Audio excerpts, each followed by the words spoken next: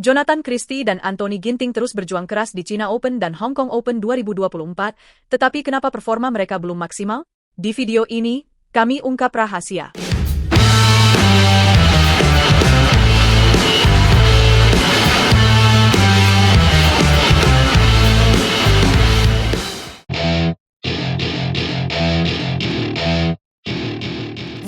Pelatih tunggal putra Indonesia, Irwansyah, optimistis mengenai perkembangan dua atletnya, Jonathan Christie dan Anthony Sinisuka Ginting.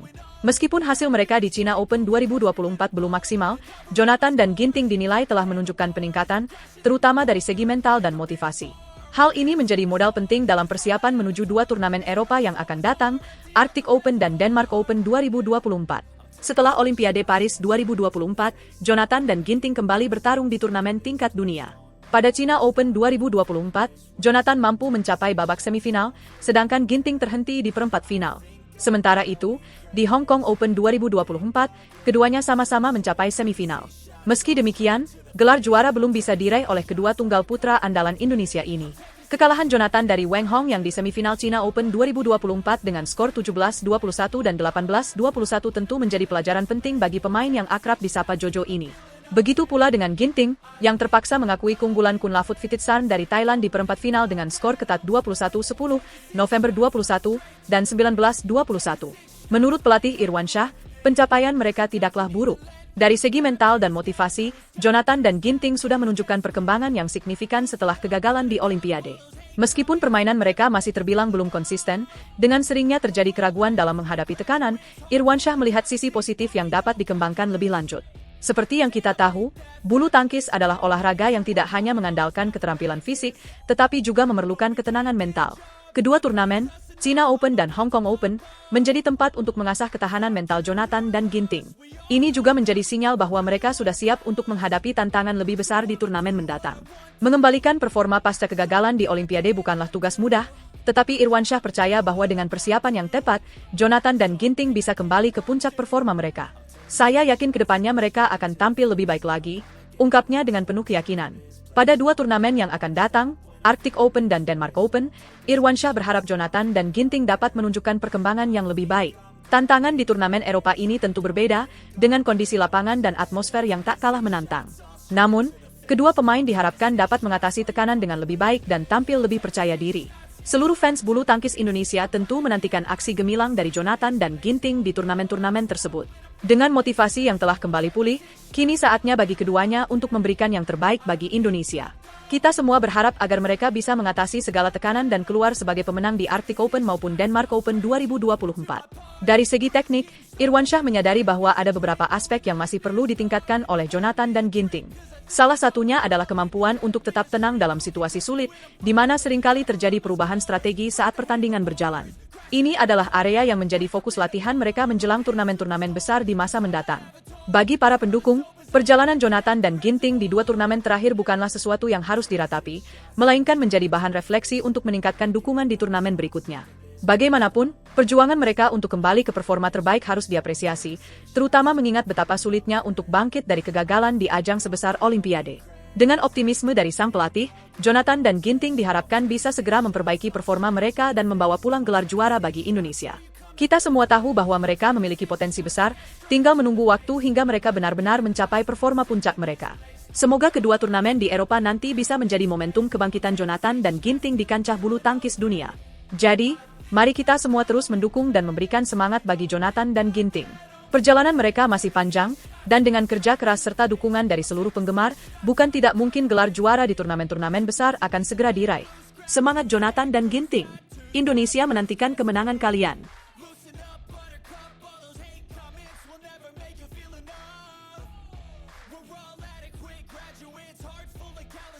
Macau Open 2024 bisa menjadi panggung besar bagi Dejan Gloria dan Fikri Daniel, tapi siapa sangka, tantangan berat justru datang bukan hanya dari lawan-lawan internasional. Turnamen BWF Macau Open 2024 menjadi sorotan, terutama bagi dua pasangan ganda Indonesia, Shohibul Fikri Daniel Martin dan Dejan Ferdinansyah Gloria Wijaya, yang baru saja menunjukkan performa gemilang di China Open 2024. Momentum apik yang mereka raih di turnamen sebelumnya menjadi modal penting untuk melanjutkan perjuangan di turnamen berlevel Super 300 ini. Meskipun Macau Open hanya berstatus Super 300, bukan tidak mungkin keduanya bisa mendongkrak peringkat BWF mereka jika berhasil melangkah jauh. Macau Open 2024 menawarkan poin tambahan yang cukup besar bagi kontestan yang mampu mencapai babak semifinal atau lebih. Bayangkan, jika hanya mencapai semifinal, seorang pemain atau pasangan bisa mengantongi hingga 4.900 poin tambahan. Sementara itu, runner-up akan mendapatkan 5.950 poin. Dan bagi yang berhasil menjadi juara, 7.000 poin akan masuk ke kantong mereka. Dejan Ferdinansyah dan Gloria Wijaya, misalnya, memiliki peluang besar mengingat kurangnya pemain elit di turnamen ini. Namun, bukan berarti jalan mereka akan mudah. Salah satu tantangan terbesar yang harus mereka hadapi adalah pasangan tangguh asal Hong Kong, Tang Chunman dan Ting Suet, yang berada di bracket yang sama. Jika pasangan asuhan Vita Marisa ini mampu memanfaatkan momentum, tak ada yang mustahil. Mereka berpotensi melangkah jauh, bahkan menembus final.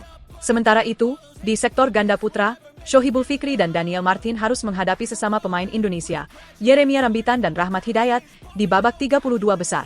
Pertarungan ini tentu menjadi menarik karena selain pertaruhan poin, ini juga soal gengsi. Setelah China Open 2024, peringkat Yerek Rahmat telah dilewati oleh Fikri Daniel. Ini tentu menjadi motivasi tambahan bagi Yerek Rahmat untuk bisa membalas kekalahan mereka dan melangkah lebih jauh di turnamen ini. Shohibul Fikri dan Daniel Martin memiliki tekad kuat untuk memperbaiki peringkat mereka lebih jauh. Prestasi mereka di China Open 2024, di mana mereka berhasil mencapai semifinal, memberikan kepercayaan diri yang besar. Meskipun pertemuan dengan kompatriot mereka di babak awal Macau Open terasa menantang, namun ini juga menjadi kesempatan bagi mereka untuk membuktikan bahwa mereka layak berada di papan atas ranking BWF. Macau Open 2024 dimulai pada hari Selasa, 24 September 2024. Turnamen ini tidak hanya menjadi ajang perebutan poin, tetapi juga menjadi tempat pembuktian diri bagi para pemain Indonesia. Terlebih lagi, dengan peluang yang ada, kita bisa berharap bahwa ganda putra dan ganda campuran Indonesia akan memberikan penampilan terbaik mereka dan membawa pulang poin berharga dari turnamen ini. Turnamen ini memberikan poin berbeda di setiap tahapnya. Untuk mereka yang berhasil melaju ke babak 32 besar, mereka akan mengantongi 1.670 poin. Sementara itu, di babak 16 besar, poin yang diperebutkan meningkat menjadi 2.750.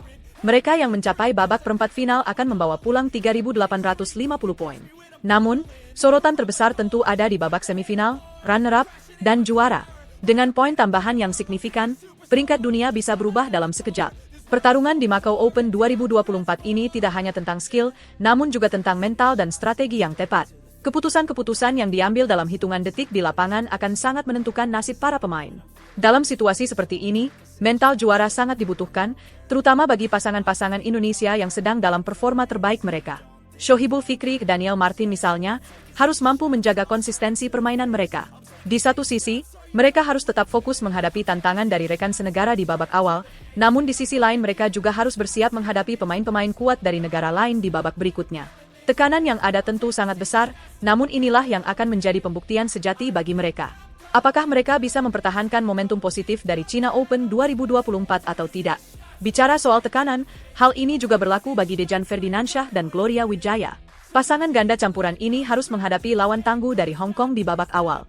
Dengan kondisi tersebut, mereka dituntut untuk bisa memaksimalkan peluang sekecil apapun. Apalagi, di turnamen level Super 300 seperti Macau Open ini, satu kesalahan kecil bisa berakibat fatal.